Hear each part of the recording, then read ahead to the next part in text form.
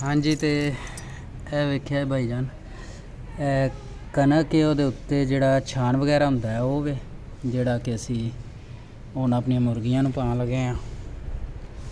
ਵਿੱਚ ਸਿਰਫ ਕਣਕ ਦੇ ਉੱਤੋਂ ਜਿਹੜਾ ਸਾਫ਼ ਕੀਤਾ ਗਿਆ। ਹਾਂਜੀ ਤੇ ਵੇਖ ਲਓ। ਹਾਂਜੀ ਤੇ ਇਹ ਵੇਖਿਆ ਜੀ ਜ਼ਰਾ